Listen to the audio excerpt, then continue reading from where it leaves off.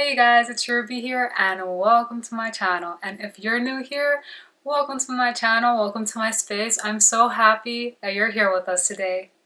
So today I'd like to talk about some tips you can apply into your own life with regards to language learning, because the last video I made was about my language goals, so I thought it would be great to share some tips that I've used in the past and that I'm currently using on my language journey as I'm learning French and Japanese.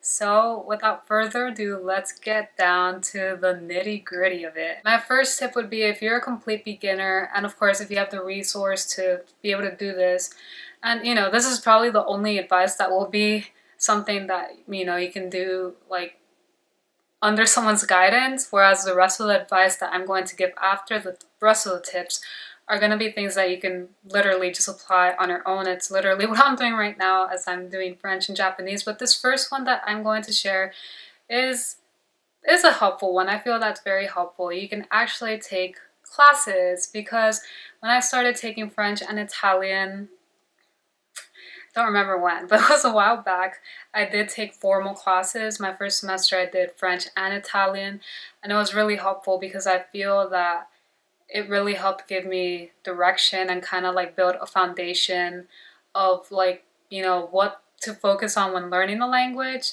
I've heard people saying that some language classes focus solely on just learning a list of vocabulary.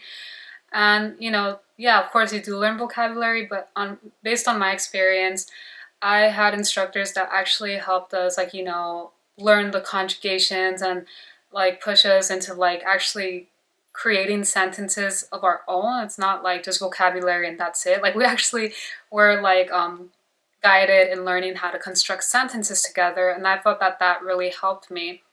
And the very fact that my instructors that I had were both native speakers of those languages, it was super helpful when it came to actually receiving guidance with regards to pronunciation and accents and all that. Because like for example French, that one is like very hard with certain syllables, so it was really great being able to receive that guidance and like learning how to pronounce each syllable.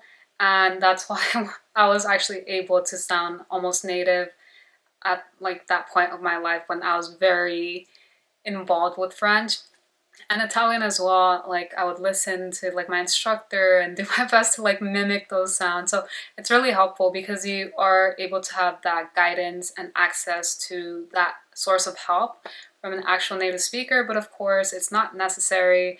But especially with everything that's going on right now, you can also do online learning because there are classes offered specifically for that right now. Okay, so besides that, tip 2.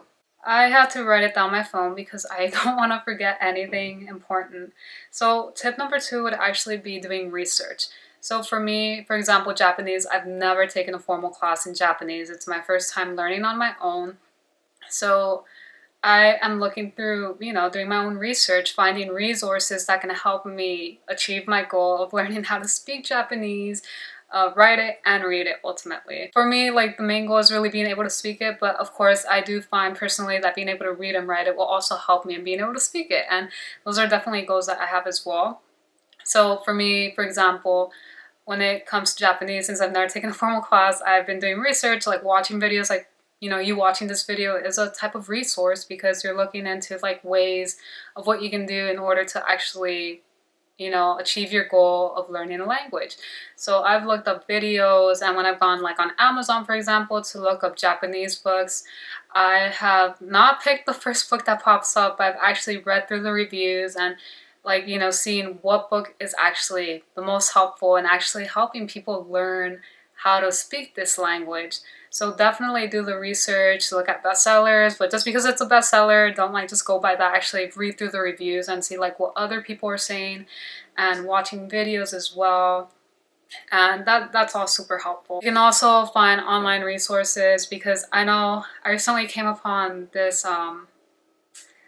podcast. It's called Japanese 101 Podcast, I believe, and it's really helpful. For example, I am doing my best to learn how to do the stroke patterns of writing hiragana for Japanese, and it's been very helpful because there are actually videos that teach you that. So definitely look into it. Like there's so many resources online that it can actually be pretty overwhelming, but that's why you have to pace yourself and really take your time to find what's right for you. Because, for example, my brother a while back, he wanted to learn Japanese, and I don't know how he did it, but he ended up buying a book, right? And I tried using the book, but it was just too confusing. And now I got my own book, and I'm like, oh, okay, I get it, because it's well structured. Like the other one was just a little too confusing. So that's why I recommend you actually look through the reviews and check online resources to see what's best for you.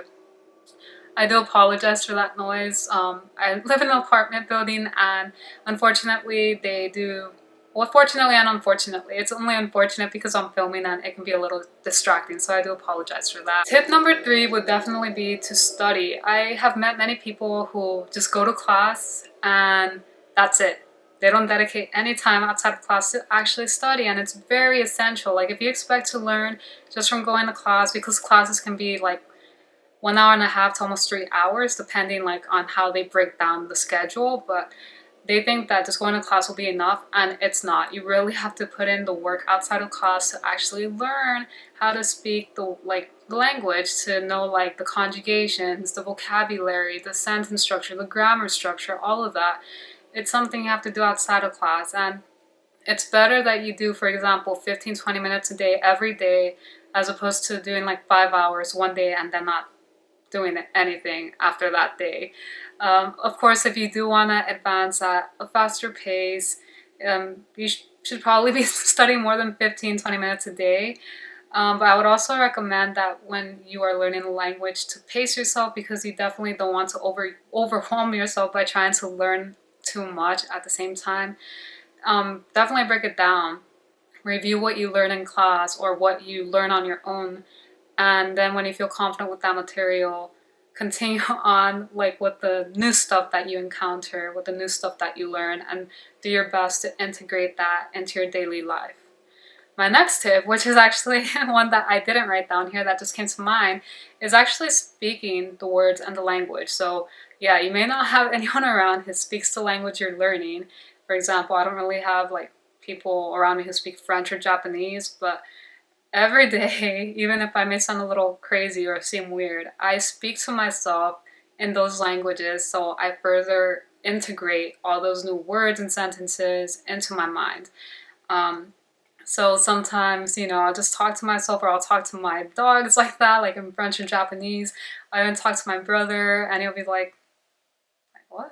But I do it because it helps and it's fun, and that's how you also start like learning to pronounce the words better and more correctly the more you practice it. Which actually leads me to my next point: actually listening to like the language that you're interested in. So I listen to like podcasts in French and Japanese, and I'll watch TV shows as well, and music, and that really helps me like listen and really hear how like those words are being pronounced. And then like when I practice it every day on my own, I do hear a difference, that I do improve. Even though it's still not perfect, I do hear the improvement just from listening to like native speakers, like speaking it or singing and all that jazz. So it's important that you integrate listening into your daily routine as well. So let's see, tip number, I don't even know what tip number we're on, but I have 2 more tips. The first one is writing down the words you don't know that you keep on forgetting. Write it down a few times, just so like it hasn't, like, the thing is, because okay, let me share these two. So writing it and actually creating flashcards. The thing is, like, I know a lot of people tend to also like create flashcards nowadays using their phone, but it's so much more like powerful. Like, it's actually been proven that writing down has a powerful effect on the subconscious mind. And so I would personally recommend that you write down the words, whether it be like writing it down a few times and also creating flashcards for these words, because that way you're able to practice them. And just by writing it down, you also like work on, learning how to spell the word correctly, knowing where like any accent marks may go. You know what I mean? So just writing it down, like when I was practicing like learning the conjugations for like French words, I would, practice all of them, like je suis, tu es, il est, nous sommes, vous êtes, ils sont. Like just writing all of it down and then like checking my spelling just to be sure that it was on point.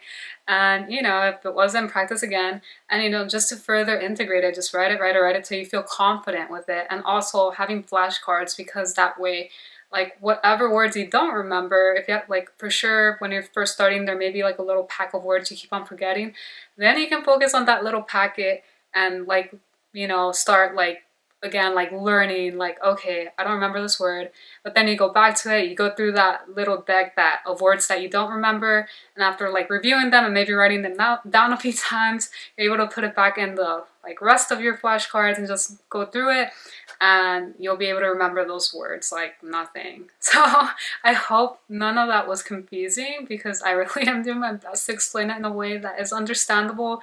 I really do hope that if you're someone who is starting your language journey, I really hope that you found these tips useful and helpful to you. And I just want you to know that it is totally possible to learn languages on your own. Because honestly, even if you do go to school, yes, the classes do help you. They do help, like in my opinion, establish a pretty good foundation.